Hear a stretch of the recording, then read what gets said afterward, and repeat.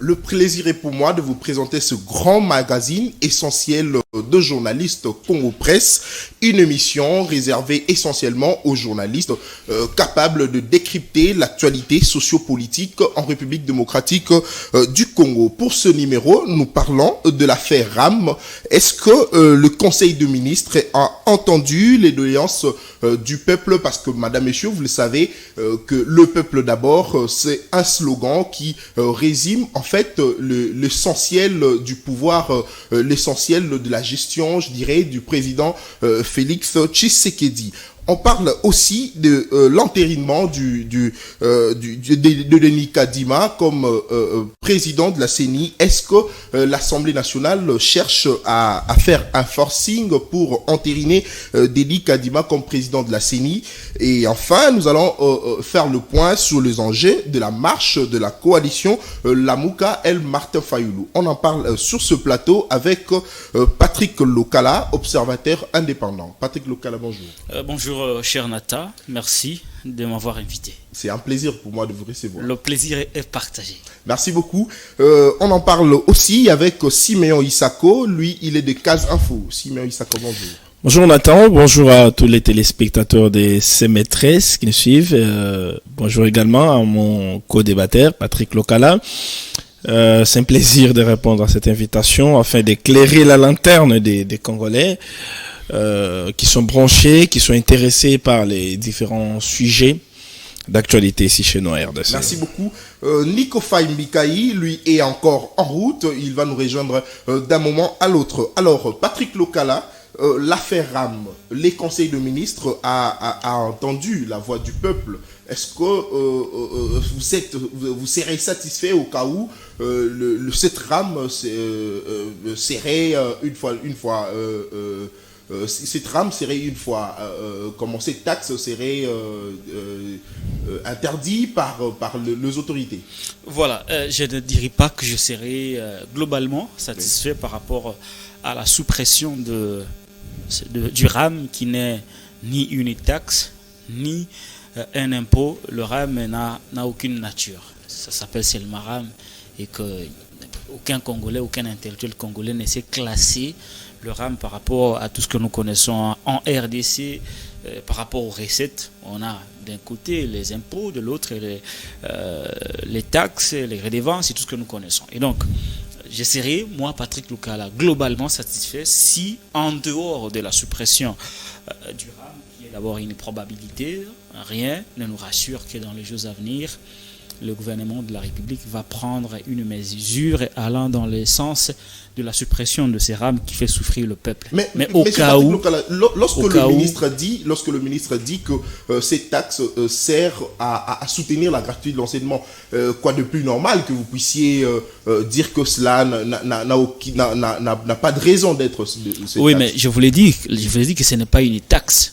Si ce n'est pas une taxe, parce que ce n'est pas classé dans la nomenclature des impôts et taxes en RDC. Toutes les taxes et les impôts, les redevances ont des dénominations. Et dans la nomenclature de ce que nous avons en RDC en ce qui concerne les recettes, les impôts et les taxes, nous n'avons pas cette histoire de RAM. Et donc, pour revenir à ce que j'étais en train de dire, je vais certainement effleurer la question sur l'appui que le RAM aurait apporté au secteur de l'enseignement à ce qui concerne la gratuité de l'enseignement de base. Mais je voudrais finir d'abord l'idée première pour vous dire que je serai moi globalement satisfait le jour où, en dehors de la suppression du RAM, le jour où on arrivera à rétablir le Congolais de leurs droits. C'est-à-dire, cette histoire des RAM nous a quand même volé des unités, nous a quand même volé assez d'argent.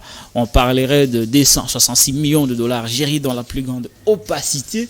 Et si, comme par miracle, le gouvernement arrivait à entendre les doléances du peuple et qu'il parvenait à la suppression du RAM, ça voudrait dire que ça sera cette fois-là une dénonciation d'une illégalité. Après avoir dénoncé cette illégalité, après la suppression du RAM, il va falloir que le gouvernement mette en place des mécanismes pour que nous soyons finalement rétablis dans nos droits. Être rétablis dans nos droits, c'est-à-dire nous rembourser nos unités, notre argent qui nous a été pris de force. Ça, c'est un. De deux, ce gouvernement a agi de manière tardive, une réaction tardive comme celle-là ne mérite pas l'attention du peuple, parce que le peuple n'attend pas que le gouvernement fasse une promesse par rapport à une souffrance. La souffrance, elle est grande, et que si, à mon humble avis, on a un gouvernement responsable qui écoute, attendez que je finisse, qui écoute les doléances du peuple. Au moment où nous parlons, après le Conseil des ministres, cette histoire, cette escroquerie d'État n'aurait plus sa raison d'être. Et donc, lorsque ça continue à nous prendre de l'argent, nous pensons que les doléances du peuple n'ont pas été écoutées par ce gouvernement qui est là, par principe, pour servir les intérêts du peuple. Mais en réalité, c'est un gouvernement mais Patrick Lokala, qui est-ce nous que pille. le problème n'est pas au niveau où le Congolais n'a pas de lui-même la culture de pouvoir payer le taxe? Non, la problématique de la culture de l'impôt et des taxes est une chose. Mais le RAM en est une autre. Les impôts et les taxes sont les devoirs des Congolais vis-à-vis de leur État. Ça s'appelle le civisme fiscal. Donc nous sommes obligés à payer nos impôts. Et si nous ne le faisons pas, l'État a mis en place des mécanismes contraignants qui peuvent pousser les concitoyens à honorer leurs engagements vis-à-vis de l'État.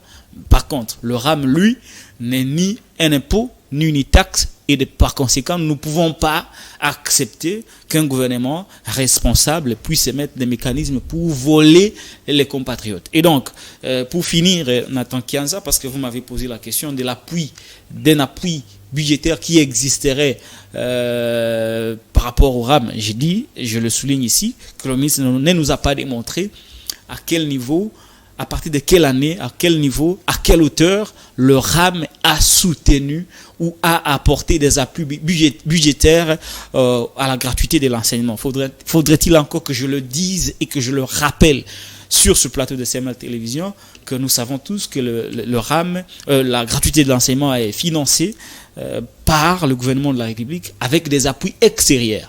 Et donc, à partir de quel moment le RAM est intervenu pour soutenir l'éducation de base? C'est encore une invention de Kibasa Maliba qui voulait quand même trouver des arguments, n'importe quel argument pour passer un peu du temps à la tribune où il est allé faire une promenade de santé. Merci beaucoup Patrick Lokala. Alors Siméon Isako, est-ce que la suppression de la taxe RAM serait une solution pour la population? Est-ce que croyez-vous que cette suppression sera une solution? Je ne sais pas dire si la suppression sera une solution, mais moi j'ai toujours pensé qu'il y a un problème dans cette affaire des RAM qui est une rémunération en faveur des agents de la RPTC, c'est ça que nous a dit les ministres Kibasa. Moi, j'ai toujours estimé qu'il y a un problème. Le problème, c'est lequel? C'est celui de la communication. Ils doivent nous expliquer clairement l'importance du RAM. Ils doivent nous expliquer clairement en fait où est logé les fonds perçus de cette rémunération. Mais quand le ministre dit la destination, ça veut dire quand le ministre dit que cette RAM permet de cette taxe permet de lutter contre les appareils contrefaits, n'est-ce pas une explication claire? C'est une explication claire, mais jusqu'aujourd'hui qui continue à s'aimer des doutes, parce qu'il y a les téléphones de Congolais qu'on continue à voler jusqu'aujourd'hui. Est-ce que les RAM a aidé à ce qu'on puisse récupérer ces téléphones la voler? Non. Encore que là-dessus, les ministres devaient être clairs pour nous dire les RAM vont commencer à aider à partir de quelle période. Là, au moins, ça va réconforter les Congolais. Moi, j'estime que c'est un problème des communications. La communication doit être adaptée. Parce que là, nous sommes déjà dans un moment de crise. Il y a déjà une crise parce que les Congolais ne veulent plus de la rémunération. Et donc, les ministres doivent adapter sa communication face à la réalité du terrain. C'est un peu ça, mais je suis pas d'avis, en tout cas, qu'on puisse supprimer, même si au cours du Conseil des ministres, le Premier ministre a dit qu'il avait capté les desiderata des Congolais ou encore les messages des Congolais par rapport à cette rémunération, et qu'il y a une équipe qui prépare un rapport dessus, et ce rapport sera examiner lors du prochain Conseil des ministres afin qu'on prenne des décisions, qu'on lève les options. Mais moi, je suis d'avis en tout cas qu'on puisse mettre sur pied une commission mixte paritaire composée des membres de l'Assemblée nationale, des députés et des sénateurs, donc des parlementaires, des membres du gouvernement, mais aussi de la présidence de la République, pour qu'on puisse étudier sincèrement et en toute franchise cette question des rames. Où sera destiné les fonds? Ces fonds serviront à quoi? Les délais, qu'on puisse tout définir, qu'on puisse aussi réduire les coûts de ces crédits, qu'on ponctionne des recharges des Congolais, parce que justement c'est ça qui a occasionné la colère de la plupart des Congolais. On ponctionne 1,7 dollars. 1,7 dollars. Mais si c'était moins que ça, je pense que les Congolais n'allaient pas aussi s'énerver ou alerter que ça. Donc vous voulez nous dire ici, on doit négocier tout ça. Vous voulez nous dire ici que vous êtes on doit négocier tout ça. On doit négocier tout ça. On doit examiner et nous produire. Je peux dire nous produire un bon rapport, oui. Un bon rapport et une bonne faisabilité d'application de cette rémunération. Parce que quand le ministre dit par exemple que RAM, la taxe RAM a servi à accompagner la gratuité de l'enseignement. Il a expliqué là, c'est avec l'instauration d'une application là liée au diplôme d'État, quelque chose comme ça. J'ai un peu perdu des détails là-dessus.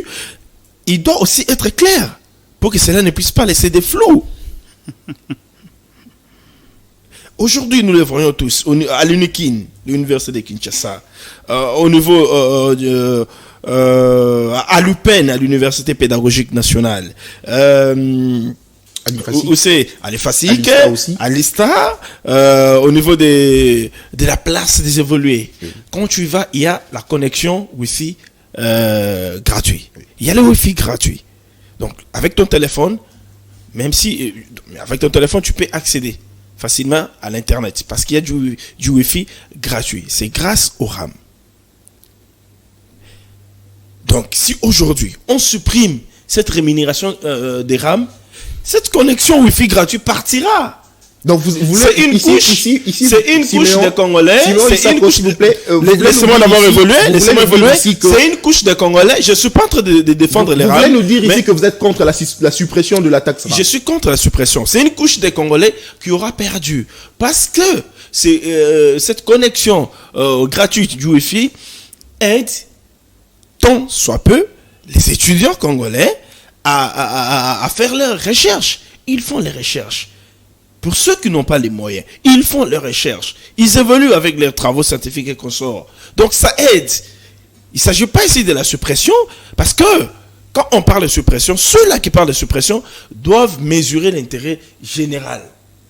Aujourd'hui, ce sont les étudiants qui ont bénéficié, une couche de la population qui a bénéficié. Demain, ça sera une autre couche de la population.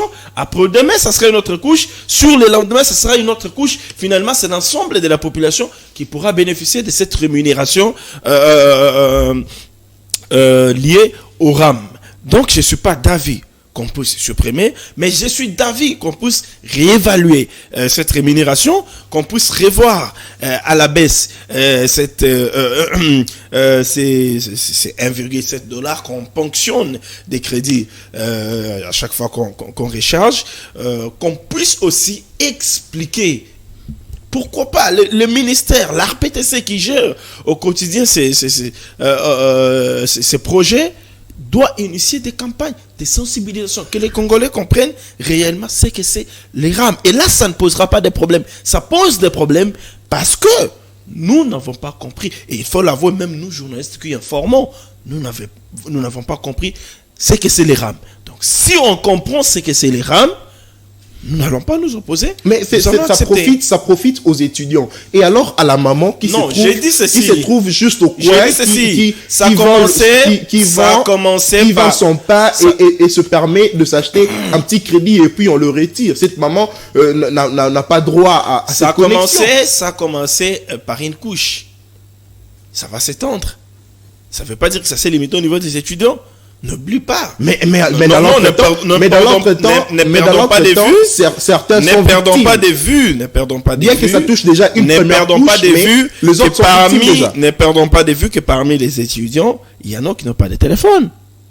Oui, ils sont là. Ça veut dire qu'ils sont bénéficiaires alors qu'on n'a pas ponctionné 1,7 $ de leur recharge. Ça veut dire que quand tu fais allusion à cette maman, il faut aussi faire allusion à cet étudiant qui ne détient pas le téléphone, mais qui bénéficie de la connexion, peut-être avec son ordinateur.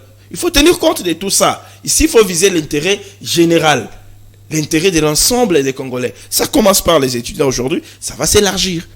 Ça commence par les étudiants aujourd'hui et ça va s'élargir. Patrick Lokala, vous êtes d'avis avec... Parce que n'oubliez pas que les étudiants, lorsque les ministres étaient à l'Assemblée nationale, il y avait des milliers d'étudiants dehors qui manifestaient, qui soutenaient les ministres, parce que, qui soutenaient pas les ministres, mais qui disaient non, qui étaient venus dire non à la suppression de cette rémunération RAM, oui. Mais par ricochet, ils soutenaient les ministres parce que c'est lui qui est le ministre des tutelles. Donc, n'oubliez pas que ces étudiants qui se retrouvent dans cette rémunération aujourd'hui ne vont pas aussi accepter qu'on supprime demain.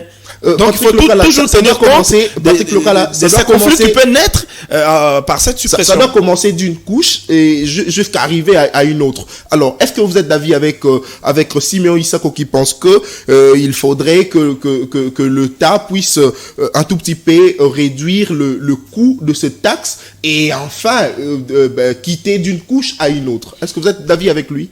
Bon, d'abord, je ne comprends pas Simeon Isako lorsqu'il dit que le RAM, c'est une rémunération en faveur des agents de la RPTC. Je suis totalement perdu, Simeon, parce que je ne vous comprends pas. Comment pouvez-vous dire que le RAM est une rémunération en faveur... C'est pas moi qui l'ai dit, c'est les ministres qui l'ont dit. Ici, c'est vous qui l'avez dit. Ici, vous dites que c'est le Kibasa qui l'a dit. Moi, vous avez reporté ce propos et vous les avez soutenus. Et moi, je m'attaque aux propos que vous avez rapportés ici, lequel propos soutenu par vous.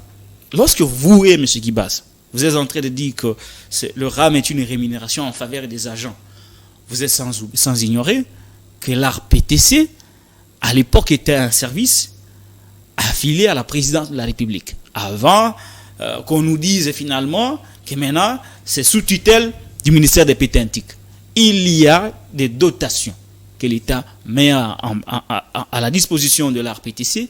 Il y a des frais de fonctionnement que l'État met à la disposition de l'ARPTC. L'État congolais paye régulièrement les agents de l'ARPTC. Fallait-il encore instituer le RAM pour venir rajouter de l'argent à ces agents de l'ARPTC? Pour avoir fait quoi? Moi, je m'achète mes crédits. On me dit quelque part par mon confrère Simeon Isako et le ministre des Pétentiques que mon argent va payer les agents de l'ARPTC. C'est inadmissible, cher ami. Inadmissible. Et je crois que cet argument ne tient pas debout et que c'est une forme de mensonge que je suis en train de dénoncer. Deuxième chose, il parle de fonds. Des fonds du RAM qui selon le ministre Kibasa et même selon mon ami Simeon Isako, soutenait ou soutient la gratuité de l'enseignement. Mais quelque part, il dit, voilà encore un autre mensonge de mon ami et frère Simeon Isako qui dit que le RAM a soutenu la gratuité à travers une application...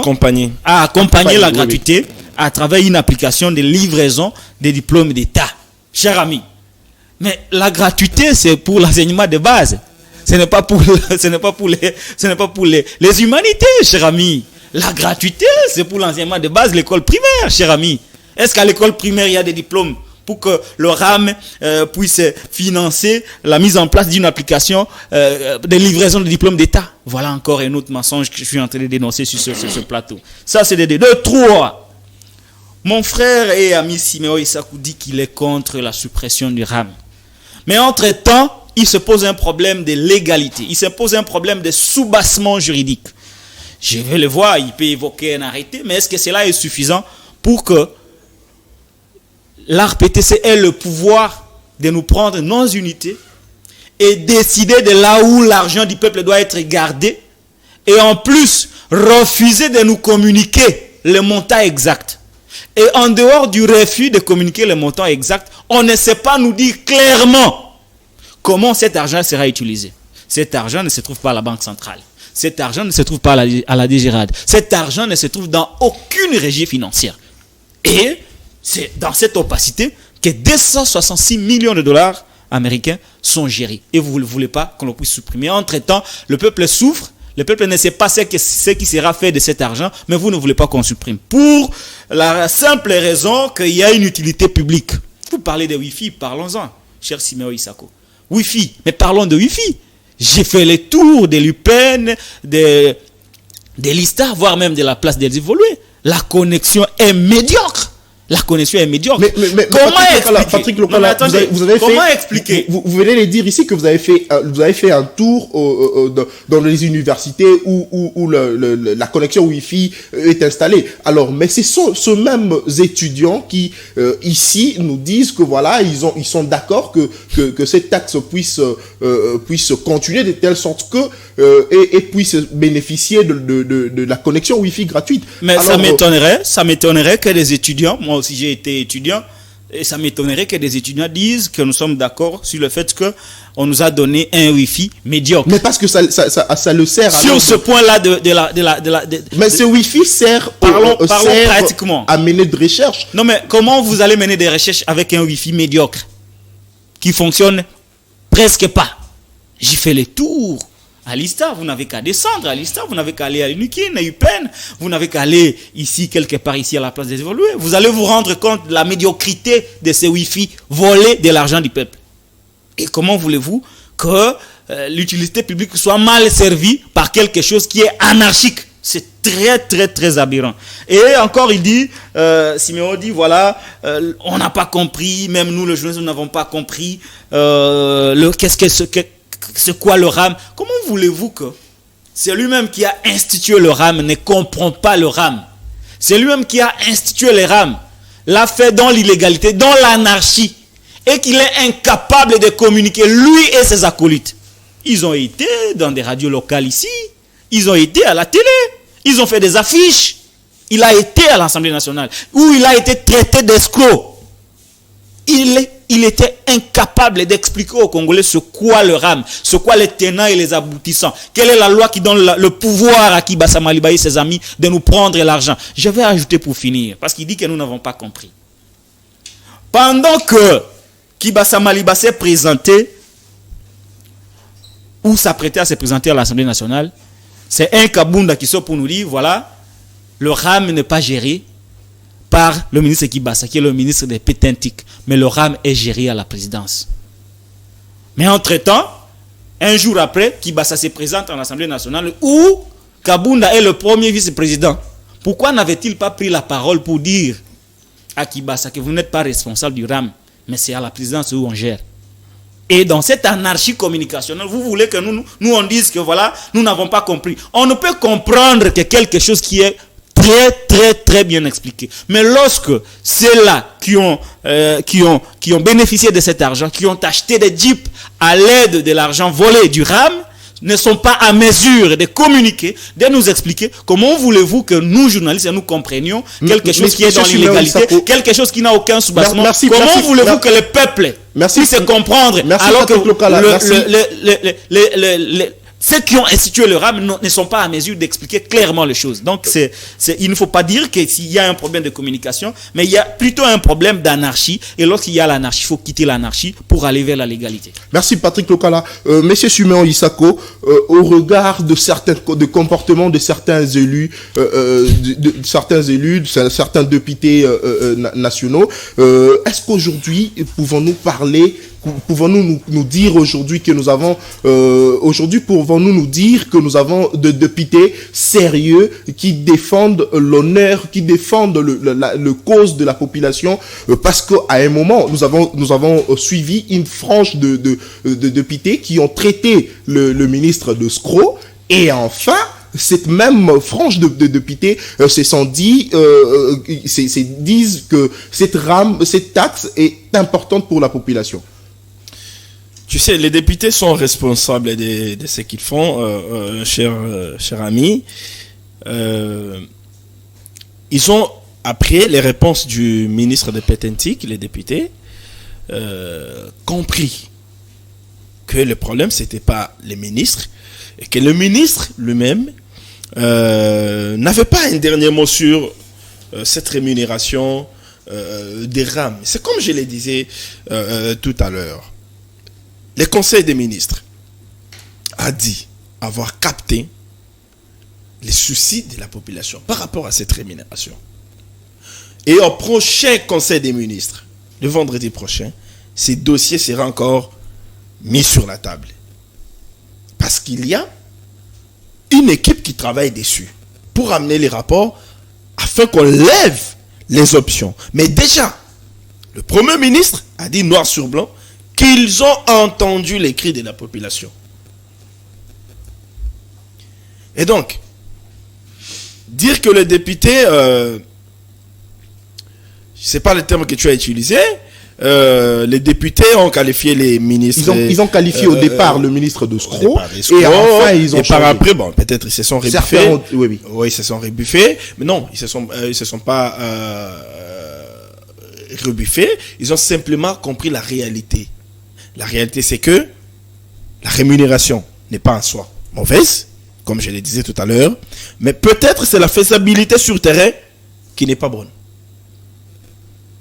C'est l'explication qui accompagne cette faisabilité qui n'est pas bonne.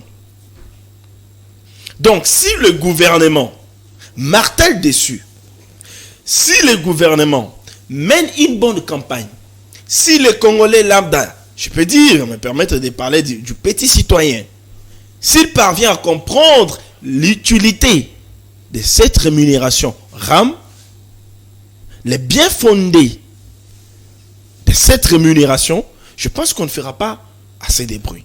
Je ne vois pas pourquoi on doit trop parler sur cette question de RAM, d'autant plus que pour le moment, le ministre lui-même a dit qu'il avait déjà saisi les gouvernements, et le Premier ministre l'a dit au cours du Conseil des ministres qu'ils ont entendu. Et ils ont même promis, lors du prochain Conseil des ministres, les dossiers seront encore mis sur la table. Ils vont traiter et lever les dernières options par rapport à ça. Moi, je sais que le chef de l'État, comme dans ses habitudes, il est toujours proche de son peuple. Il écoute le peuple, la base. Il a toujours écouté sa base. Et sa base, c'est le peuple congolais. Si le peuple veut qu'on puisse supprimer, je suis sûr qu'il pourra supprimer. Mais à mon avis, qu'on ne supprime pas, parce qu'il y a déjà à ce niveau. J'ai pris l'exemple ici du Wi-Fi gratuit qui aide les étudiants, nos jeunes frères, nos jeunes sœurs, peut-être nos parents, à faire des recherches. J'ai évoqué cet exemple-là ici. Il y en a d'autres. Donc, moi, je ne suis pas d'avis, mais si la majorité des Congolais estiment que le RAM doit être supprimé, je suis d'avis parce que je vais mordre à l'hameçon parce que au finish, c'est le Conseil des ministres qui devra décider et ça sera le vendredi prochain. Donc, attendons voir. Merci Simon Isako. Il nous a rejoint sur ce plateau. Lui, c'est Nico Faye Mikaï, combattant.net. Monsieur Nico Faye, bonjour. Bonjour estimé. C'est un plaisir pour moi de vous recevoir. Merci beaucoup estimé. Je présente mes sincères excuses aux téléspectateurs de CML13 et aux estimés confrères avec lesquels nous partageons ce plateau pour ce retard. Merci beaucoup. Le Conseil de ministres a entendu les doléances de la population. Est-ce que la suppression de la taxe RAM serait une solution pour la population? Monsieur Nico Faye Mikaï. Merci beaucoup, estimé. Mais avant toute chose, je dois procéder au rappel national. Mon peuple doit retenir qu'à ce jour, il reste 896 jours pour la fin de ce mandat. Nous en sommes à 584 jours depuis qu'on nous a annoncé officiellement Covid et 174 jours depuis que Michel est à la tête du gouvernement au Congo-Kinshasa. Nous disons 896 jours. Au gérant, c'est un mandat et non une carrière. Mais ma question demeure, combien avez-vous déjà réservé à la CENI? Nous avons déjà 3 exercices budgétaires. Il n'en reste que 2. Dans les 3, il serait de bonne loi qu'on dise à mon peuple combien ont-ils déjà réservé. Parce que ce n'est pas pour rien que je serai la rébute de Covid. Monsieur Nico Faïmbika, il a ne pas les débats. Revenant sur la taxe RAM, je disais, est-ce que la suppression de cette taxe serait une solution pour la population? Estimé, ni tel le respect que je vous dois, j'aurais quitté votre plateau, étant donné que vous appelez ça taxe. Qui a nommé cela taxe? C'est à moi de vous poser ces questions. C'est à moi de vous poser ces questions. Qui vous a dit que c'est une taxe? Et surtout que le ministre de la rémunération, il ne parle pas d'une taxe. Tu vois? Même celui qui soutient mal, qui soutient Moïbi Yabatou, il vous regarde pour vous dire que non. Je ne soutiens pas le Moïbi. Je ne soutiens non, pas. Si c'est bon, néanmoins qu'on s'accorde que c'est pas une taxe, parce que les 3 ressources de l'État, qui sont primo l'impôt, la taxe et la redevance, ne peuvent avoir jour. Et koki kobotama, kaka soki mibeko boti yango. C'est-à-dire la mère de l'impôt, la maman de la taxe, la maman de la rémunération, c'est la loi. Et il ne faut pas prendre cela de manière globale que taxe, c'est quelle taxe? Il ne faut pas prendre cela de manière globale que c'est un impôt. C'est quel impôt? Parce que chaque impôt doit avoir un nom. Chaque taxe doit avoir un nom. Si vous venez ici chez CML13, on peut frapper l'impôt sur les fonds. Impôt foncier. On peut venir ici frapper l'impôt sur les rémunérations. On peut venir ici frapper l'impôt sur le revenu locatif. Chaque impôt doit avoir un nom. Et qui l'institue? C'est la loi. Ce n'est pas la volonté d'une clique d'énergumènes qui sortent comme ça, qui vous disent que non, allez, commencez, il y a population, comme on est en train de le voir. Et ça dit, il y a bon et zanga combo. Combien on a sous-souté taxe? Il y a bon et zanga combo. Il y a bon et zanga combo. Combien on a sous-taxé? Est-ce que, alors, je disais, est-ce que la suppression de cette rémunération, il y a bon raison à commander voilà. Alors, cette suppression serait une solution pour la population? Écoutez, est-ce que qui peut accepter qu'il soit volé quotidiennement? Qui peut accepter?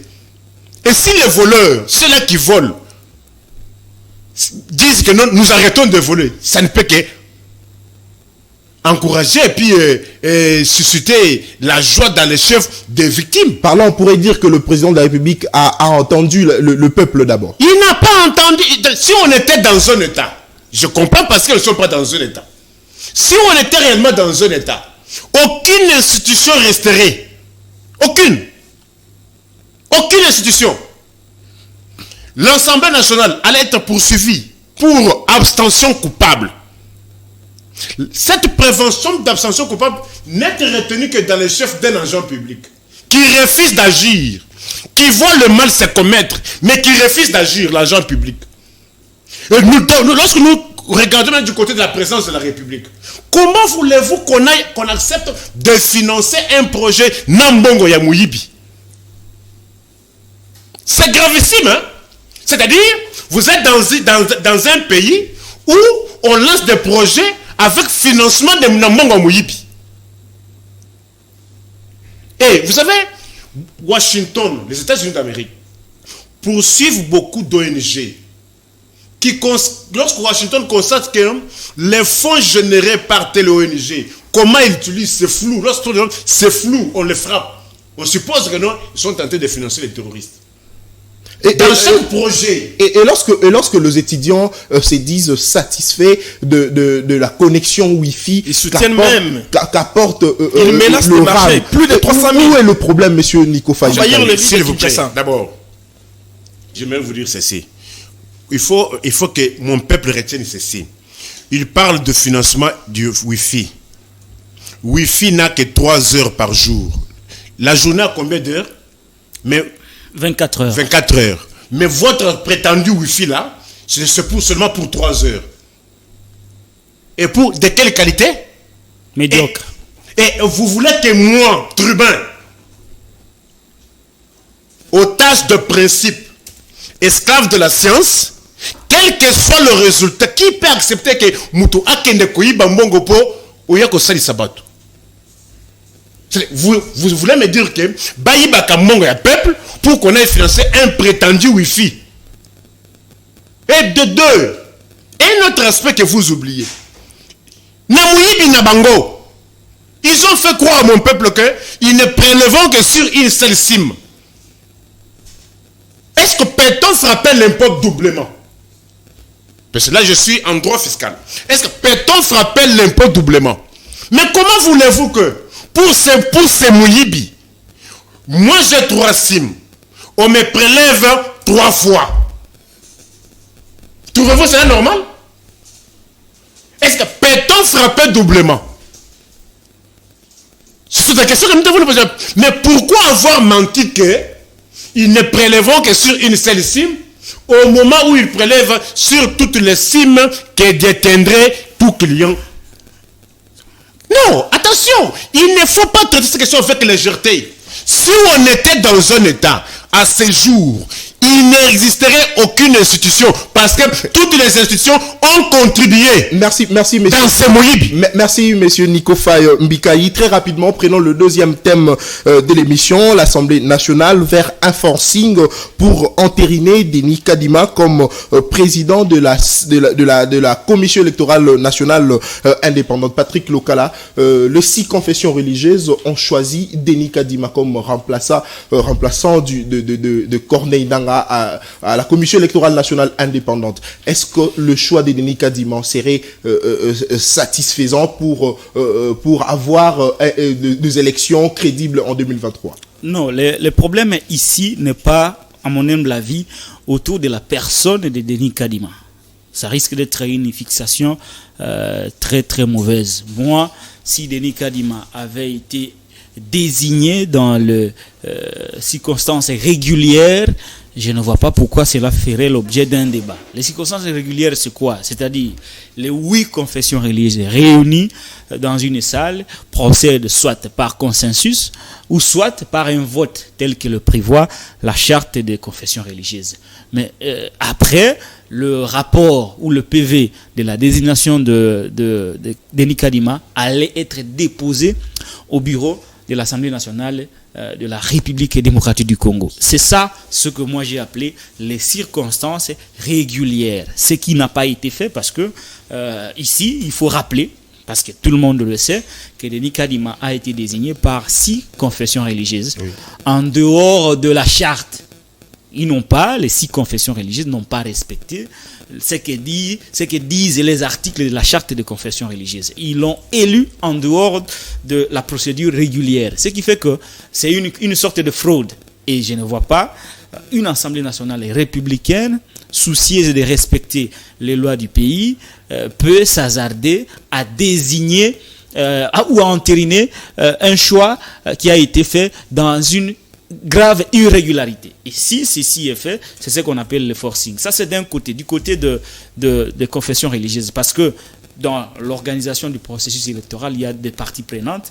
L'une des parties prenantes est en crise entre le membre, je vous cite ici, la CNCO et les CC, qui ont fait un bloc, qui disent qu'il faut continuer avec les discussions pour soit aboutir à la désignation de Denis Kadima, d'un candidat président de la CENI, soit par consensus, soit par vote. Mais de l'autre côté, ceux qui sont dans l'irrégularité ont déjà fait leur choix. Ce qui fait que cette partie qu'on appelle la confession religieuse n'a pas envoyer de délégués par rapport au bureau de la Commission électorale nationale indépendante. De l'autre côté des politiques, parce que les politiques aussi font quand même une partie prenante très très importante, il y a quand même une sorte de crise entre, d'un côté, Ensemble des Katumbi, la Mouka et le FCC ont pratiquement refusé.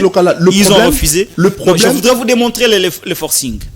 Ces trois formations politiques ont refusé d'envoyer leurs délégués au niveau du bureau de la CENI, du bureau de l'Assemblée nationale pour être entérinés, tout simplement parce que ces formations politiques estiment qu'il faut un large consensus autour des tenants et des aboutissants du processus électoral. Le problème avec c'est dans ces circonstances, excusez-moi. Le problème avec l'Assemblée nationale serait à quel niveau? Dès lors que les 8 confessions religieuses ont eu beaucoup de temps pour se réunir, pour trouver un candidat valable pour remplacer Corneille Nangaa à la CENI. Le problème avec l'Assemblée nationale, c'est au niveau de l'arbitrage qu'on lui a donné par rapport à la nouvelle loi portant, je crois, la loi organique portant fonctionnement de la CENI qui, dans un article, je n'ai pas la précision, donnerait un pouvoir à l'Assemblée nationale d'arbitrer. Mais l'arbitrage ici ne doit pas être en dehors de la procédure régulière que je suis en train de démontrer. Et donc, pour revenir à ce que j'étais en train de dire, les trois formations politiques, notamment les FCC, la Mouka et Ensemble, ont refusé d'envoyer leurs délégués parce qu'elles réclament un large consensus. Et c'est dans ce contexte que la commission dite paritaire dirigée par Mbosso, Mbata, cadre influent de l'IDPS, s'apprête à présenter un rapport bâclé, ne tenant pas compte de la réalité des terrains. Et ici, si vraiment Mbata est honnête et sincère avec lui, il doit présenter un rapport tel que il a constaté qu'il y a des malentendus tant du côté de la confession religieuse, mais aussi et surtout du côté des politiques qui devraient envoyer leurs délégués. Mais j'apprends qu'on a débauché à coups de billets verts certaines personnalités de certaines formations politiques pour tout simplement faire compléter la liste afin de procéder à l'entérinement. Et donc, on jette un décor de forcing et ce qui était décrié hier est en train d'être fait aujourd'hui malheureusement avec ceux-là même qui dénonçaient hier.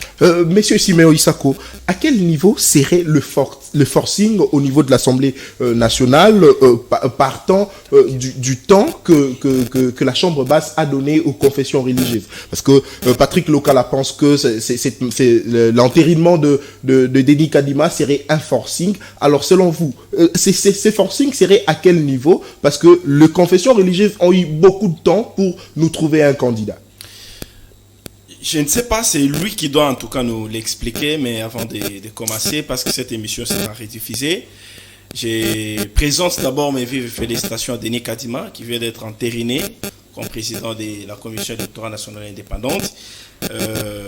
Si vous permettez, je vais relire la liste des candidats qui ont été entérinés par les députés qui ont finalement compris très rapidement qui ne doivent pas être responsables du glissement. Très rapidement, ils ont compris qu'ils ne doivent pas être des complices. Nous devons évoluer parce que le chef de l'État est soucieux d'avoir les élections, d'organiser les bonnes élections pour la première fois dans l'histoire de la RDC. Les bonnes élections, transparentes et démocratiques en 2023. Il y a M. Denis Kadima Kazadi qui a été entériné comme président. M. Ilanga, bienvenue, premier vice-président. Le deuxième vice-président, c'est un poste qui revient à l'opposition. L'opposition n'a pas délégué. Il y a Mme Seya, Patricia, qui a été entérinée comme rapporteur. Elle vient de la majorité, bien sûr. Il y a monsieur Mouyindo, Paul, qui a été entériné comme rapporteur adjoint. Le questeur vient de l'opposition. Le nom n'a pas été envoyé. Il y a monsieur Birimbano, Sylvie, qui a été entériné comme questeur adjoint. Il y a M. Lipemba Pascal, qui a été entériné comme membre, et ainsi de suite.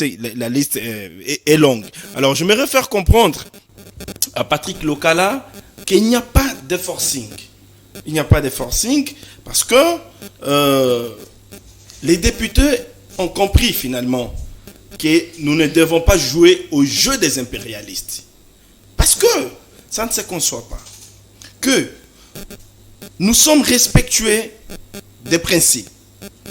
Nous sommes tous déterminés à consolider notre démocratie. Mais lorsqu'on doit faire appliquer la loi, les textes que nous-mêmes nous avons rédigés, ça devient un problème. Comment ça fait-il que nos textes sont clairs? Lorsque nous n'avons pas trouvé un consensus, nous devons passer au vote. Pourquoi l'Église catholique et l'ECC ont-elles refusé le vote? Pourquoi? Pour la simple raison que elles étaient à 2 face à 6 candidats, face à 6 confessions religieuses, leurs candidats n'allaient pas l'emporter. C'était ça la raison. Ils ont continué à crier jour et nuit. Nous avons de preuves que Kadima et Demèche, avec le pouvoir, elles n'ont jamais brandi ce preuve. Mais c'est presque le même cas avec Ronsard Malonda. Non, ça passe pas. C'est pas. Parce que le 6 confessions religieuses avait choisi Ronsard Malonda. Par contre, les deux autres. C'est des lois différentes avec Ronsard Malonda. Ronsard Malonda. Arrêtons de désinformer l'opinion, s'il vous plaît. Ronsard Malonda n'a pas été choisi par 6 confessions religieuses. C'est faux et archi faux. Parce que Ronsard Malonda n'avait pas été porté par aucune confession religieuse. Ronsard Malonda, c'était de la triche organisée, je vais le dire ici, par M.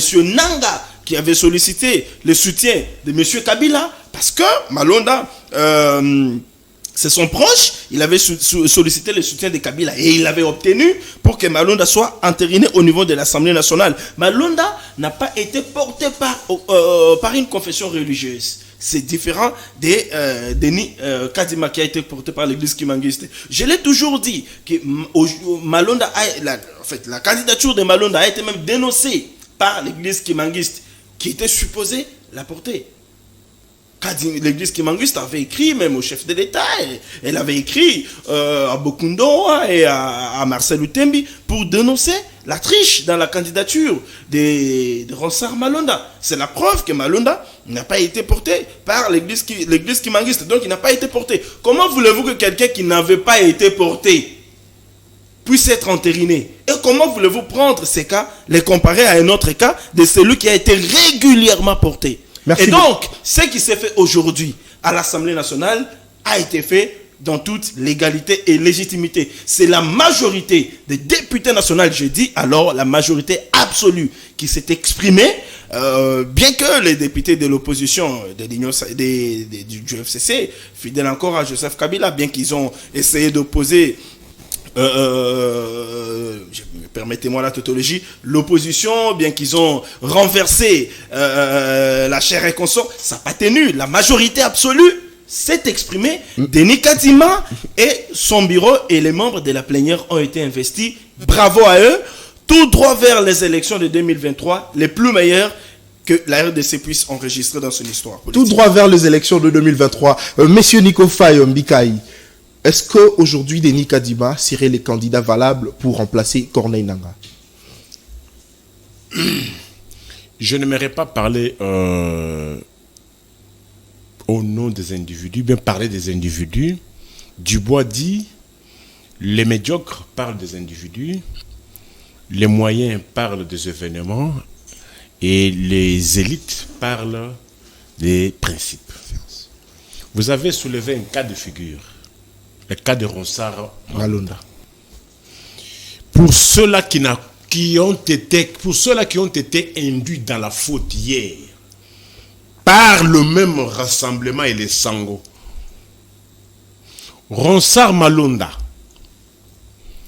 il y a ce qu'on a, à chaque fois qu'on veut procéder à un poste, l'on commence par recevoir et traiter les candidatures. Il y a une commission de réception et traitement, sélection et traitement des candidatures. Avec Ronsard Malonda, au départ, il y avait 23 candidats. Au départ. Certains ont désisté en faveur des uns et des autres. Jusqu'au point au niveau des 3 candidats. Ronsard était toujours parmi les 3. Lorsque déjà la commission de réception de traitement des candidatures valide une candidature, qu'est-ce que ça dit? C'est une candidature régulière. Avez-vous entendu une seule réclamation d'une confession religieuse malhonnête? Non. 3 candidatures. Un Malonda, un candidat de l'église catholique et un candidat de l'église de l'ECC. Au finish, le candidat de l'église catholique désistera en faveur de du candidat de l'ECC, Cyril Ebotoko. Il y a eu 2 challengers, Rosa Malonda et Cyril Ebotoko. La charte des confessions religieuses, le premier mode d'accession au pouvoir, c'est le consensus. Faute d'un consensus, il faut aller au scrutin, c'est-à-dire l'élection. Il n'y a pas eu consensus au niveau des 8 confessions religieuses. Départ du dossier Ronsard Malonda. Il n'y a pas eu consensus. Lorsqu'il n'y a pas eu consensus pour les deux challengers, avez-vous entendu une réclamation pour défaut de qualité? Il n'y en avait pas. Si. Faute d'un... Si. Je vous protège. Non. Monsieur Siméon, s'il vous plaît. J'ai soulevé un point très important. S'il vous plaît, monsieur Siméon, il a la parole. Monsieur Siméon, vous défendez les individus. Monsieur Nico, je vous protège. S'il vous plaît, monsieur Siméon. La démocratie doit être sauvée. Je défends la République. Monsieur Siméon, s'il vous plaît, vous n'avez pas la parole, s'il vous plaît. Pour respect aux téléspectateurs, vous n'avez pas la parole. Monsieur Nico, je vous protège. Toutes les péripéties dans la procédure ayant conduit à l'élection de Ronsard Malonda. Faute d'un consensus, comme la charte le stipule, s'il n'y a pas de consensus, il faut aller au scrutin. Il y a eu élection. Parmi les 5 modes d'accession au pouvoir, nous avons l'hérédité, nous avons la désignation, nous avons le putsch, le coup d'État, nous avons la nomination et l'élection. De ces 5 modes d'accession au pouvoir, le seul mode le plus démocratique, c'est l'élection. Il n'y a pas eu consensus, il y a eu élection. Qu'est-ce que les urnes avaient donné? Les urnes avaient donné 6 voix pour Ronsard Malonda, avec les mêmes 6 confessions religieuses. Faux. Et il y a eu 2 voix pour Cyril Ebotoko, avec les mêmes avec les mêmes confessions religieuses. 6 contre 2. Est-ce qu'il y avait eu réclamation? Il n'y a pas eu réclamation. C'est maintenant les mêmes sangos et les rassemblements, parce que jusqu'à je le connais comme le mot du rassemblement, comme ils ont toujours fait tuer les gens ensemble. Le 10 juillet de l'année passée, ils ont organisé une marche. Ça fait déjà 463 jours. Protestant Malonda. Pourquoi? Comment voulez-vous, dans un régime de séparation des pouvoirs, un parti politique, le parti présidentiel UDP Tshisekedi, a organisé la marche le 10 juillet pour protester contre Malonda? Dites-moi, comment voulez-vous, dans une république, les partis politiques puissent contester le représentant d'une société civile? Mais ça ne peut pas se passer avec tous ces régimes de Mobutistes et leurs enfants. On a vu le Sango et l'UDP Tshisekedi contester là où il y a eu élection. Lorsqu'on a transmis pour entérinement au niveau de la présidence de la République, si vous lisez la correspondance d'Antoine adressée à Mamou dans son débat, le président de la République, Félix Tshisekedi. Bon.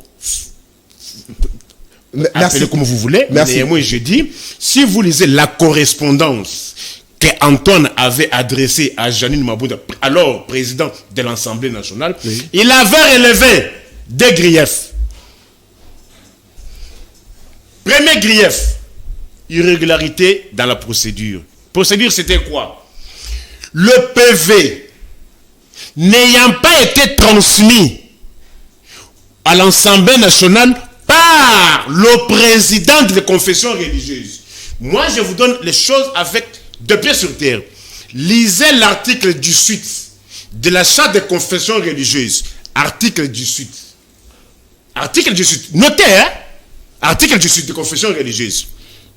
Reconnaît 3 compétences au seul président des confessions religieuses. Première compétence. Le président de la plateforme convoque et préside les réunions. Seul le président. Non. Vous avez parlé de vos rêves, mais moi je parle de la science. Allez-y. Deuxième compétence. Le président de la plateforme engage la plateforme vis-à-vis des tiers. C'est l'irrégularité soulevée hier dans la correspondance d'Antoine adressée à Jean Mouton. Merci beaucoup. Je n'aimerais pas que vous... Merci beaucoup. Je reviens à vous. S'il vous plaît, que je finisse. Ça, je reviens à vous. C'est pédagogique. Ne me donnez pas la parole après, mais laissez-moi terminer pour que ceux-là qui nous suivent... Je reviens à vous. Dans mon temps, qu'il le finisse. Oui. Dans mon temps. Ça, c'est pédagogique. Dans mon temps. Non, c'est pédagogique. Allez-y. Comment peut-il prendre son temps et le donner à Nicolas Bikaï? S'il vous plaît, c'est la complicité. Il doit finir son argumentaire. S'il vous plaît, vous aurez vos temps, s'il vous plaît. Ne vous inquiétez pas. Il doit finir son argumentaire. Ne vous inquiétez pas pour ça. Monsieur Nicolas Bikaï, ça s'est jamais fait ça. L'irrégularité soulevée par Antoine adressée à Jeanine Mabounda, alors président de l'Assemblée nationale. Oui. Défaut de qualité. Parce que la charte dit ne peut correspondre, ne peut engager la plateforme vis-à-vis des Turcs que le président. Dans le cas qui est président des confessions religieuses, c'est la SEMCO. Moi, je pensais peut-être que, comme on avait soulevé cette irrégularité dans la procédure ayant conduit à l'élection de Malonda, qu'on allait peut-être corriger cette irrégularité. Mais chose étonnante, posons-nous la question. Le PV sur lequel l'Assemblée nationale traite, les PV sur lesquels qui ont été déposés, je pose 3 questions de procédure. Qui l'a transmis auprès de l'Assemblée nationale, le PV? Qui en sont signataires de ces PV-là? Et qu'est-ce qu'on a corrigé dans la procédure ayant conduit à l'élection de Malonda? J'ai posé 3 questions de procédure. Merci. Qui a transmis le PV? Qui en sont les signataires? Et quelle est l'irrégularité corrigée dans l'élection de Malonda dans les cas d'espèce? Merci beaucoup. Deuxième, vous savez, Mbata, il est président de la PAJ. Comment, en vertu de l'article 53 du règlement d'ordre de l'intérieur de l'Assemblée nationale, un président d'une commission permanente ne peut pas être président d'une commission circonstancielle? Article 53 du règlement intérieur de l'Assemblée nationale. Mais c'est le même Mbata qui est président de la PAJ et c'est le même qui est aussi président d'une commission paritaire. Merci beaucoup, monsieur Nico Faye. Un président d'une commission permanente ne peut pas être d'une commission paritaire. Merci beaucoup, monsieur Nico Faye. Les droits résident dans la procédure, faute de la respecter. Merci beaucoup. Monsieur Patrick Lokala, apparemment, nous comprenons que c'est l'opposition ainsi que des autres confessions religieuses qui n'ont pas besoin des élections. Parce que au regard de la loi de la majorité, nous pouvons carrément donner raison aux 6 confessions religieuses parce que ce sont eux qui ont choisi Ronsard Malonda, Denis Kadima comme président de la CENI. Non, mais écoutez, il ne faudrait pas désorienter l'opinion qui nous suit pour faire valoir une certaine majorité qui serait acquise aux 6 confessions religieuses. On parlerait de cette majorité si et seulement si il y a eu une réunion au cours de laquelle les 8 confessions religieuses ont pris part et qu'au cours de cette réunion, il y a eu soit PV, la charte, un consensus désignant M. Kadima comme président de la CENI, ou soit un vote au cours duquel 6 confessions religieuses ont voté en faveur de Denis Kadima et 2 autres, je parle de la CNCO, de l'ECC, ont voté contre, et qu'après le président de la plateforme confession religieuse dépose les PV auprès de la représentation nationale. On parlerait d'une majorité légale parce que le jeu démocratique voudrait que lorsque vous partez aux élections, qu'il y ait un gagnant et un perdant. Mais cette fois-là, les 6 confessions religieuses dont on parlerait d'une majorité sont sorties du cadre réglementaire qu'on appelle la charte pour siéger en dehors de ce qu'ils ont signé comme engagement par rapport à la charte. C'est ce qui fait qu'il y a eu irrégularité. Ça, c'est la première chose. La deuxième des choses, je voudrais soulever, c'est ici où je constate qu'on gère l'État et le principe du pays selon que ces principes sont en sa faveur ou à son défaveur. Comment est-il normal que hier, quand on était à la majorité FCC Cash, on a contesté la même procédure pendant que Mabunda et l'ensemble des députés FCC avaient entériné. On avait contesté, on avait marché, on a fait tuer les gens de l'église catholique. Qu'est-ce qui fait aujourd'hui que, parce que la procédure de l'entérinement joue en leur faveur, ça devient légal, même si cela n'avait pas respecté la procédure. Ça, c'est de deux. De trois. Je ne vais pas beaucoup parler parce que la matière est claire. Maintenant, le président de la République est face à sa responsabilité. Celle d'observer les lois du pays et de ne pas trahir l'État congolais à travers la violation flagrante de la loi fondamentale que j'aime ici appeler la Constitution de la République. De la même manière, il avait refusé de procéder à l'investiture par ordonnance présidentielle de l'entérinement de Ronsard Malonda qui était, d'après l'UDPS et l'Église catholique, entaché d'irrégularité. De la même manière, le président de la République doit cette fois-ci, pour la même situation, pour les mêmes cas, rejeter en évoquant les raisons tout à l'heure avancées par les confrères Nikofa et Mikaï. Ça fera de lui un homme d'État qui table sur des principes et des convictions et non sur les bons vouloirs et non sur l'autosatisfaction parce que quelque part on voudrait se cramponner au pouvoir. Il est vis-à-vis de sa propre responsabilité. Et pour chuter, je ne vais pas beaucoup parler. Qu'est-ce qui fait aujourd'hui que on a été hier à l'opposition, on a été aux côtés de l'Église catholique pour dénoncer les forcings de la majorité présidentielle qui était acquise à Joseph Kabila. Je vous rappelle ici le cas de l'abbé Malou Malou, 2 fois de suite, même son église avait refusé, mais il était entériné. L'IDPS et l'église catholique avaient dénoncé cela. Qu'est-ce qui fait qu'on avait dénoncé hier l'entérinement de Nanga quand on était aux côtés de l'église catholique? Nanga d'abord était contesté. Oui. Et après Ronsard Malonda. Et aujourd'hui on est au pouvoir parce que l'un d'entre vous doit passer. Vous devez, coûte que coûte, oublier la lutte. Vous marchez sur votre propre lutte. Non, on ne marche pas sur les morts. Et c'est justement ça, la difficulté que nous avons. Au lieu d'avancer, nous sommes en train de régresser. Qu'est-ce que l'État congolais tire comme bénéfice? Les Congolais.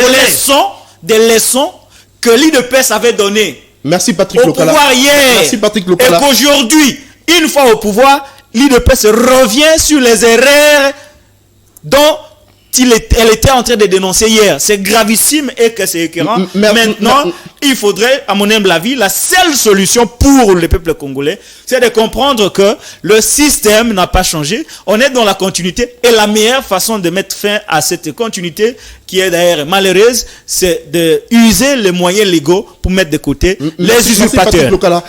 Monsieur Simon Isako, la même procédure dans le choix de Ronsard Malonda et la même procédure pour son entérinement. Est-ce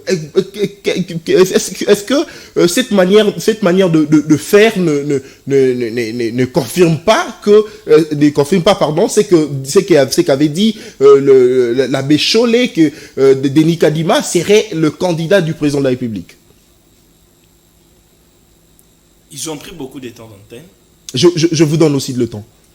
Ils sont un très seul rapidement. Corps. Très rapidement, je vous donne le temps. Ils sont un seul corps. Vous avez la parole. Allez-y.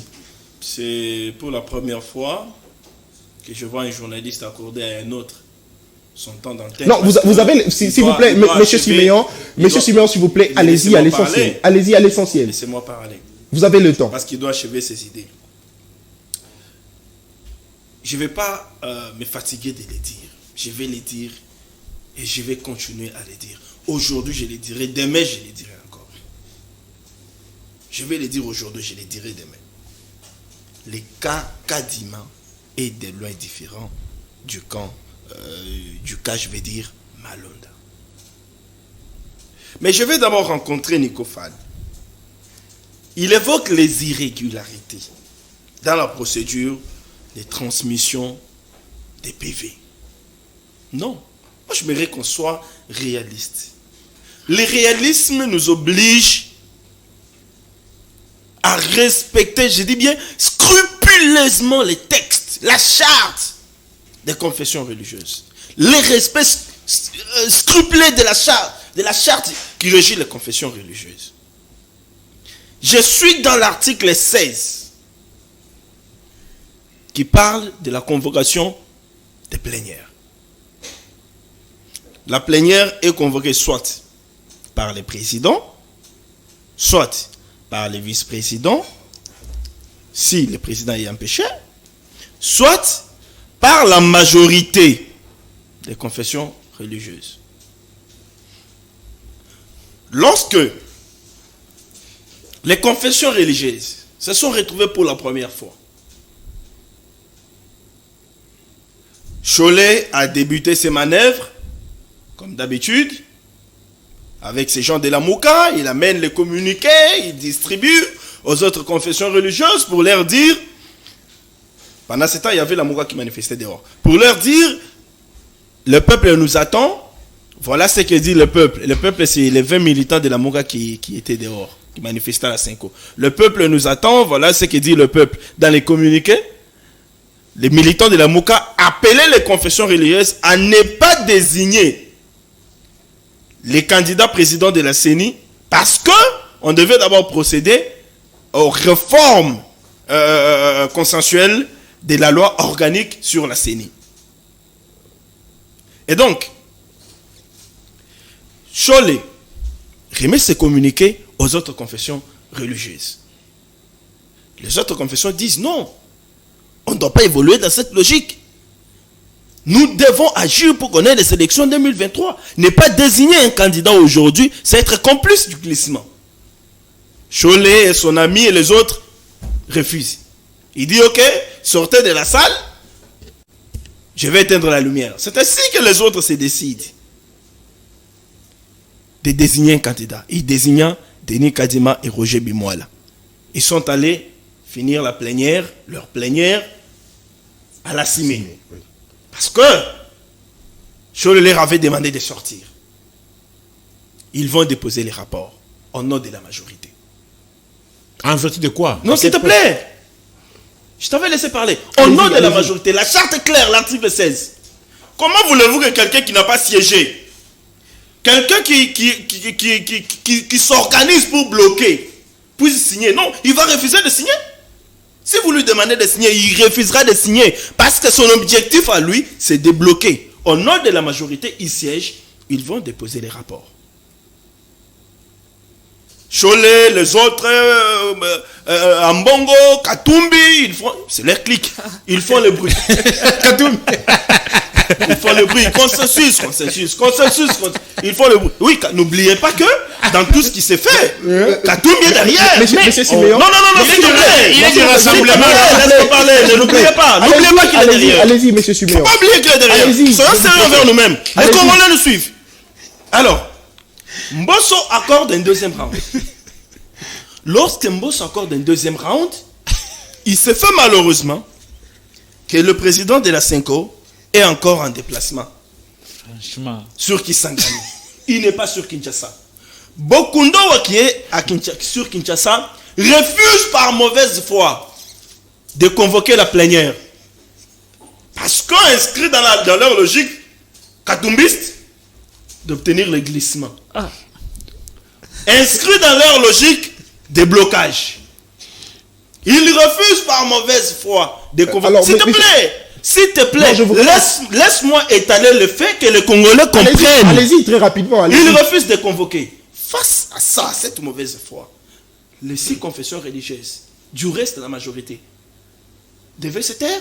Non. Elles devraient se prendre en charge pour la deuxième fois. Et se prendre en charge, c'est convoquer conformément à l'article 16 la plénière. Alors, elles ont encore, s'il te plaît, laisse-moi établir le fait. Elles ont encore convoqué la plénière. La coalition, la Mouka, s'il te plaît, laisse-moi évoluer. Elles ont encore convoqué la plénière. Cette fois-là, elles ont encore jeté leur dévolu sur le même candidat. La plateforme La Mouka de Martin Fayoulou a marché aujourd'hui. Non, je vous relance, s'il vous plaît. S'il te plaît. Je vous relance, s'il vous plaît. La plateforme La Mouka de Martin Fayoulou a marché aujourd'hui pour dire non à la politisation de la CENI. Alors, l'entérinement de Denis Kadima, qui serait candidat du président de la République, ne pourrait pas, une fois de plus, ramener la population à pouvoir descendre encore une fois. Je vais te répondre.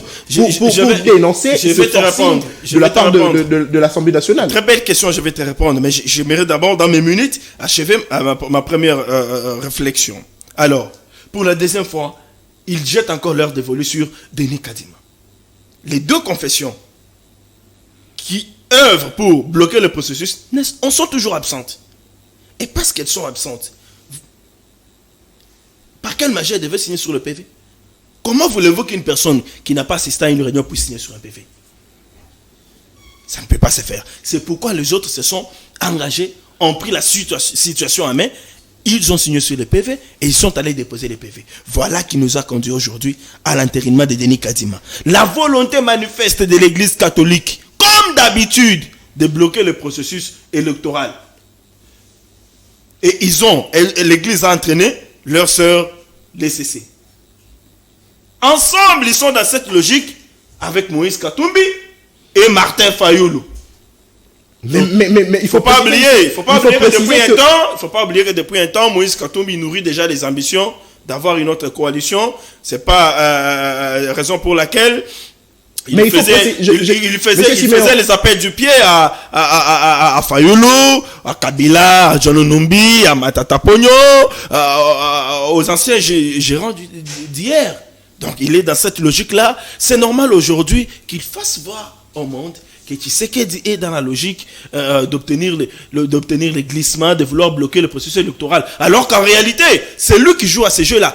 Congolais, Congolais, sachez-le, c'est Katumbi qui joue à ces jeux-là. Mais, heureusement pour nous, merci beaucoup. Les députés ont récupéré la situation en main. Merci beaucoup, ils ont compris qu'ils ne doivent pas être complices du glissement et ils ont déjoué le jeu. Le prochain bureau a été entériné. Merci beaucoup. Monsieur Faye, Nico Faye Bikaï. S'il te plaît. J'aimerais répondre. Non, mais s'il vous plaît, je ne finirai jamais. Je ne finirai jamais. Non, vous avez. Je ne finirai jamais. Laissez-moi parler. J'aimerais dire à Patrick Lokala que Félix Tshisekedi, effectivement, il est devant sa responsabilité ou ses responsabilités. Il va investir Denis Kadima et les autres. Pourquoi? Parce qu'il ne faudra pas que demain, qu'on dise de lui qu'il n'a pas su organiser les élections. Il va investir ceux qui ont été régulièrement désignés par leurs composantes. Merci beaucoup, M. Simeon Isako. M. Nico Faye Bikaï, Lamouka a marché aujourd'hui. Lamouka El Martin Fayoulou a marché aujourd'hui pour dire non à la politisation de la CENI. Alors, qui serait, selon vous, derrière cette politisation de la CENI? Bon, dans le timing même parti par vous, allez-y, je vais relever que il n'a pas répondu à... J'ai répondu à toutes ces questions. Non, mais vous, allez-y, répondez à la question, s'il vous plaît. Taisez-vous, cher confrère. Non, s'il vous plaît. C'est pas à toi de me demander de me taire. Non, s'il te plaît. Qu'il retire. C'est pas. Non, s'il te plaît. Ce n'est pas à lui. S'il vous plaît. Justement, du respect. Au nom du respect que nous devons aux téléspectateurs, ce n'est pas à Lokala sur ce plateau de me demander de me taire. Non, s'il te plaît. Il doit retirer. Il ne doit pas me faire taire sur ce plateau. S'il vous plaît. Il doit retirer. Demandez-lui de retirer. Demandez-lui de retirer. Ce n'est pas à lui, au nom du respect qu'on donne aux téléspectateurs, de me demander de me taire. Non, s'il te plaît. C'est à moi de le faire. Par respect pour moi et par respect aux téléspectateurs, il ne doit pas le faire. C'est à moi de le faire. C'est à moi de le faire. Laissez-moi le lui demander. Monsieur Patrick Lokala, si vous pouvez retirer ce que vous venez de dire. Je n'ai pas demandé. Non, vous lui avez demandé de se taire. Non, je n'ai pas dit taire. Non, s'il vous plaît, par respect à ces... Attendez, non. Gagnons l'état. Retirez, s'il vous plaît. Son stratagème aujourd'hui, c'est de perturber. Je n'ai pas utilisé le verbe se taire. J'ai dit, maîtrisez-vous, cher confrère. Non. S'il vous plaît, monsieur. C'est ça que j'ai dit. Non, si ça vous gêne, si le fait pour moi de dire maîtrisez-vous vous gêne, je le retire. Merci beaucoup, c'est un plaisir, monsieur Patrick Lokala. Alors, monsieur Nico Faye Bikaï. Je vous ai mis devant le fait, enfin c'est le fait. S'il vous plaît. Qui, selon vous, serait derrière la politique de la CENI, parce qu'on a vu aujourd'hui la plateforme Lamouka, El Martin Fayoulou marcher contre la politisation de la CENI. Alors, selon vous, qui serait derrière cette politisation? Oui, dans le timing imparti par vous, il faut souligner que, rappeler à mon père, parce que l'homme a l'oubli facile. Qui était avant Dodo Kamba? Qui était président des confessions, président des églises de réveil? c'était Soni Kafuta. Kafuta. Oui, oui. Congolais, vous savez pourquoi on avait invincé Soni Kafuta? C'est parce qu'il avait transmis les PV sans avoir la qualité. C'est ainsi que vous avez connu aujourd'hui Dodo Kambala. Soni Kafuta Ndazala qui mokonzi à l'église ya réveil. Il avait été invincé de son strapontin parce qu'il avait transmis le PV. Oh, il y a élection, il y a Ronsard Malonda, sans en avoir la qualité, défaut de qualité. C'est pour cela qu'il y a un Dodo Kamba. Toi, tu n'appelles Dodo Kamba. En vertu de quelle disposition il y a charte, oh, il y a Bango. Quelle est la disposition qui lui donne le pouvoir à zapper papier wana à Kendenango Kotika? Parce que ces pouvoirs-là, en vertu de l'article 18, je parle de l'article 18, il y a charte, il y a ma confession religieuse. Deuxième compétence, seul le président. Malheureusement, il n'a pas fait allusion. Et répondez à ma question. Moi, qui serait derrière la politisation de la politisation de la CENI, elle est réglementée.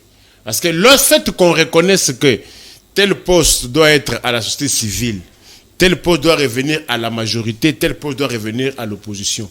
La majorité est-elle politique ou pas? Elle est politique. L'opposition est-elle politique ou pas? Même cette histoire des sociétés civiles malhonnêtes ici, sont des politiques. Alors, le fait que la loi a reconnu certains postes à la majorité, certains postes à l'opposition, c'est ça même la politisation. Je n'aimerais pas qu'on perde le temps. Une fois de plus, Martin Fayoulou, la question que vous devez vous poser, pourquoi, avec toutes les voix que vous avez eues, pourquoi vous n'avez pas été proclamé président de la République? Évitez de retomber dans les fautes d'hier. Ceux-là qui vous ont fait perdre le pouvoir, qui vous disaient, machine à voler, machine à tricher, prenez le bic et les papiers, sont à la majeure aujourd'hui. Ceux-là qui ont dit mon peuple en erreur, ben beaucoup à l'oba, oh, akenda ko expérimenté machine, à ça 6 minutes. Aujourd'hui, ils sont dans la mangeoire.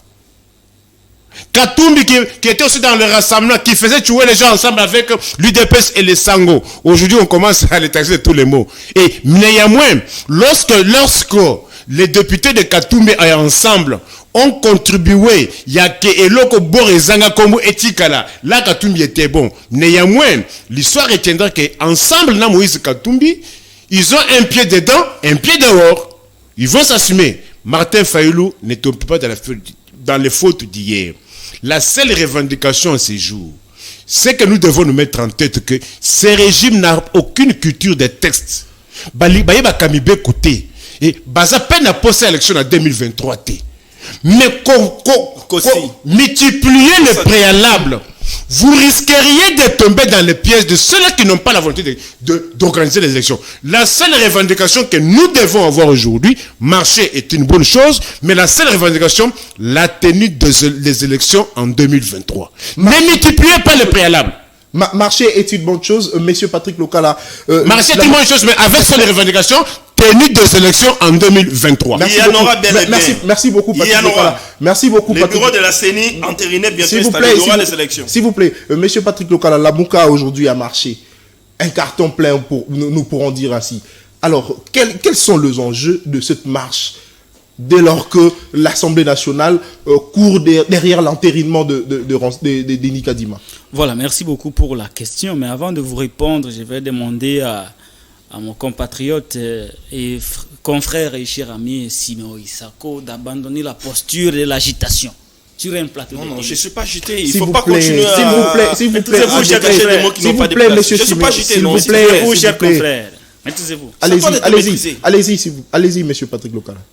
Cher confrère Siméon, vous devez abandonner la posture de l'agitation. Ce n'est pas une bonne chose. Je ne suis pas vous avez des arguments pour vous défendre. Répondez à la question. Vous n'avez pas besoin de vous agiter. Répondez à la question, s'il vous plaît. Pour revenir à la question, je l'ai dit, et vous êtes revenu sur ça.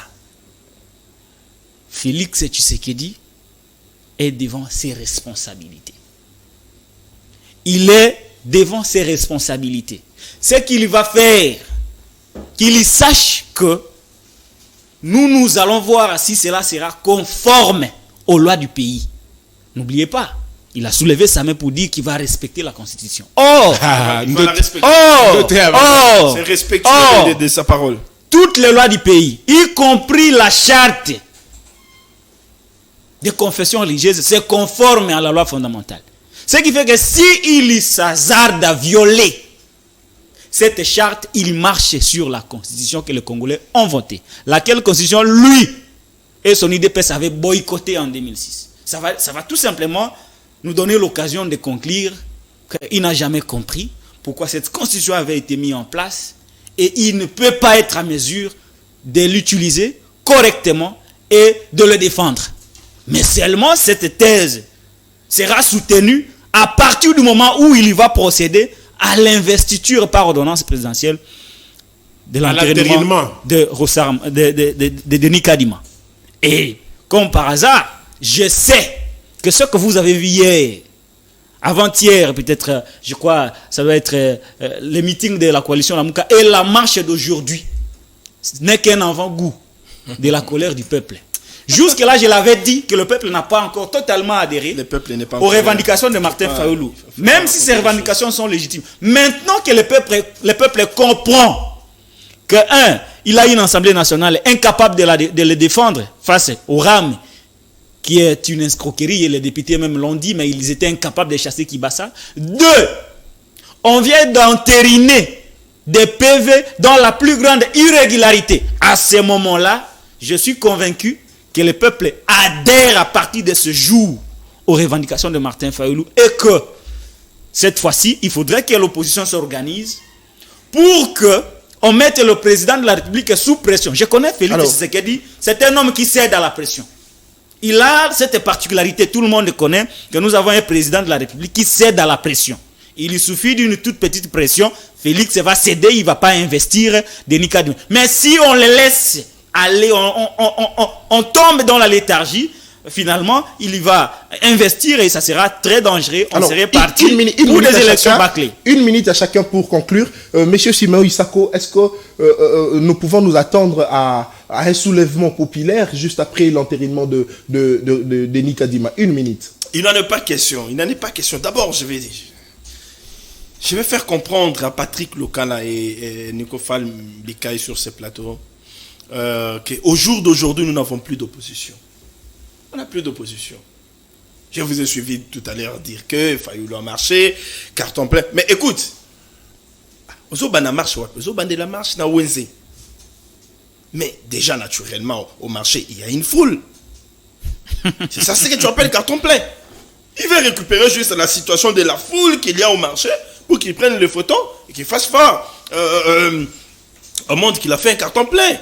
Ben encore, marche. Les curieux viendront. Mais est-ce qu'ils te soutiennent? C'est ça la plus grande question. Il n'y aura pas de soulèvement. Ce qui est fait dans la légalité et dans le respect des principes. Il n'y aura pas de soulèvement parce que les Congolais ont compris que c'est le temps de construire notre démocratie, la consolider. On a déjà eu cette chance d'avoir la toute première alternance dans notre pays. Nous devons garder l'élan. On doit évoluer. Il n'y aura pas de soulèvement parce que tout ce qui est fait dans la légalité. Merci beaucoup. Pour ceux qui attendent qu'il y ait un soulèvement, ils se trompent. Parce que, j'aimerais dire à Patrick Lokala, si pour toi, Félix Tshisekedi, tu le places devant les responsabilités parce qu'il ne doit pas investir Kadima. Si pour toi, tu estimes que ne pas investir Kadima, c'est ça la bonne décision que prendrait Félix Tshisekedi. Non, tu te trompes.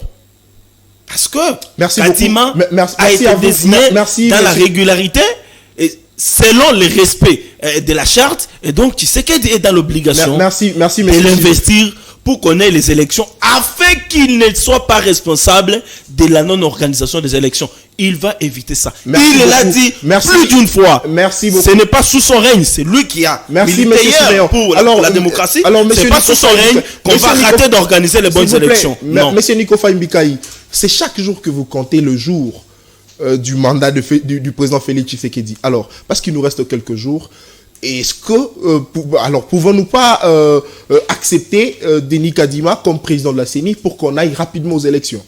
C'est-à-dire, vous voulez que moi, au test de principe, esclave de la science, j'accepte la fraude pour qu'on aille vite aux élections. Non, mais parce que vous pensez... Non, mais parce que Tu vous... défends un camp, tu ne partages tes principes. C'est ça ce que je tiens. Tu défends un camp, Si tel est le cas, Une minute dans si une tel est minute. le cas, Une minute. si tel est le cas, vous savez que non, je suis au regret de constater que non, on a passé tout un mandat dans les verbiages. Mais le vécu quotidien, vous n'en parlez pas. Ça, c'est un mandat gâché. Hein. On était dossier Malonda, on a quitté Malonda, on a parlé Mabunda, on a parlé Sylvestre, Loi Sakata, de juge.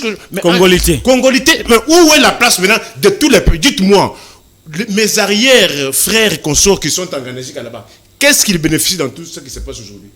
Aujourd'hui, au moment où nous tenons ces propos, Namboujima est chef-lieu, il y a Kassai Oriental, province, il y a Antoine, Sucré, il y a 4000 francs congolais. Sucré, Libanda, na boîte de nuité. Libanda na sans été 4000 francs congolais. Bière 16 000. Moi na moujma ayeba ka sucré. Mais malembe. Moi na moujma ayeba ka sucré. Alia ka soka soka abeli. Pour moi na moujma alia lo faut abela. Même on a qui ça. Oui, ça que c'est 25 kg est commis combien? Malembe, on est commis combien? S'il vous plaît, nous sommes à la fin de notre émission. Nous sommes à la fin. Quand vous êtes dans le verbiage là, mon peuple est dans la misère. Nous sommes à la fin de l'émission. Je suis allé au marché. S'il vous plaît. Attendez. Tika. J'en ai marre de vos débats quand il y a Malonde et consort. Je suis allé. Savon Oyamunganga. Et Antoine Azaki pouvoir, ils ont 180 francs congolais. Le savon est commis à 400 francs congolais. On a pris aller Yaboka na Gambela. Libanais a 500 francs congolais. Na revenu au Wapi. Et là, je vais répliquer. Dentifrice Oyo. Je vais répliquer. Les agents 250 francs congolais. Et Antoine Azaki pouvoir. Vous avez eu le temps de... Non. Les 600 francs congolais. Il ne doit pas prêcher l'opinion de la confusion. Je dois répliquer. Les gens 700 francs congolais. S'il vous plaît. Antoine, ils ont 250. Concluez très rapidement. Non. Comment voulez-vous que non? Tout un mandat. Et là, on n'est pas élu pour se chamailler. On n'est pas élu pour violer la Constitution. On n'est pas élu pour escroquer la population. Quelque chose qui reste. Oui, savon Oyo. Patrick Lokala. Et c'est là qu'à 600 francs congolais. Le savon comme 1100 francs congolais. Mais entre-temps, na salaire Oyo. Il y a 200 000 francs Oyo. Il y a 800 000 membre à Seni Oboko le Bénin. Bana 10 mois pour foutamité. Comment vont dire ça c'est savon? C'est ni au Bogo le Bénin. Bana 10 mois pour foutamité. Merci à vous. Monsieur Ami, je dois conclure rapidement. Je dois répliquer cette position. S'il vous plaît. En conclusion, concluez très rapidement. Il faudrait que le peuple sache que le régime de Tchilégelou, c'est un régime qui travaille contre la volonté de tout un peuple. À ce sens que, vous avez vu, on a créé Maïgo de rêve. On a volé aux Congolais des millions et des millions d'argent. On a créé Umoja. On a volé aux Congolais des millions et des millions d'argent. Les auteurs, qui sont du reste les membres du régime, n'ont jamais été interpellés. On vient de créer le RAM, où on a volé des millions et des millions d'argent de Congolais. On nous dit, soit c'est Kibasa, soit gérer à la présidence, on ne sait plus. Kibasa, c'est l'arbre qui cache la forêt. C'est l'entérinement de Denis Kadima. Dans la plus grande irrégularité aujourd'hui démontre que l'IDPS est en train de gérer la chose publique telle que elle était en train de dénoncer hier. Merci et beaucoup. Cela ne nous inscrit pas dans des perceptives d'avenir qui peuvent être... Je dois répondre à Fayoko. En 30 secondes, je dois s'y réagir. Non, monsieur Patrick Lokala. Je dois réagir. Merci beaucoup à vous. En 30 secondes. Le président de la République est devant ses responsabilités. Merci Patrick À Lokala. partir du moment où il va entériner ou investir Denis Kadima comme président de la Entériner, c'est République, mieux. nous allons cette fois-là demander au peuple d'user les moyens légaux que les lois du pays mettent à sa disposition pour pouvoir merci. contrecarrer Merci, ce Patrick pouvoir Lokala. accordé. Merci cher ami, mais je dois d'abord je dois d'abord réagir je dois d'abord réagir par rapport à un fait. La Keniko Fall c'est un contredit sur ce prix. Keniko Fall s'il te plaît. Prenez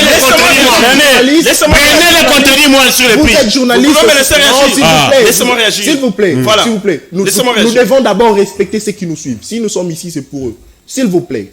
Merci Patrick Lokala. Non, s'il te plaît, là je suis pas Merci, d'accord. Nico Fall Laissez-moi Bikaï. réagir. Madame, Je veux messieurs, réagir nous par sommes à la rapport à fin ces de notre faussetés. émission. Il a évoqué des faussetés Un de ce plateau et je dois réservé réagir. essentiellement aux journalistes. Le rendez-vous est pris pour le samedi prochain. Au revoir.